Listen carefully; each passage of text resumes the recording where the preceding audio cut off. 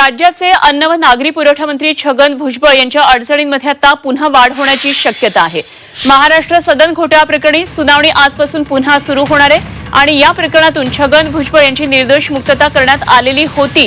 मात्र सामाजिक कार्यकर्त्या अंजली दमानिया यांनी मुंबई हायकोर्टात धाव घेतली आणि या प्रकरणी पुन्हा आजपासून सुनावणी घेण्याचे आदेश आता देण्यात आले। त्यामुळे हायकोर्टात न्यायाधीश मोडक यांच्यासमोर ही सुनावणी होणार आहे। छगन भुजबळ यांच्या अडचणींमध्ये त्यामुळे वाढ होण्याची शक्यता आहे। तेव्हा अंजली दमानिया यांनी काय नेमकं या संदर्भातलं ट्विट केलेलं आहे पाहूया।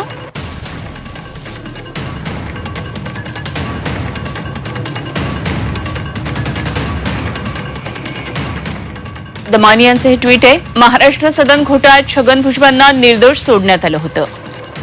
या प्रकरणातील डिस्चार्जला आव्हान देणारे अपील गेली 1.5 वर्ष ऐकलं जात नव्हतं। 5 न्यायाधीशांनी नॉट बिफोर मी असं म्हटलं होतं सुप्रीम कोर्टासमोर। त्यावर ओढे घेऊन माननीय सीजे यांनी या संदर्भातला निर्णय घ्यायचा आहे।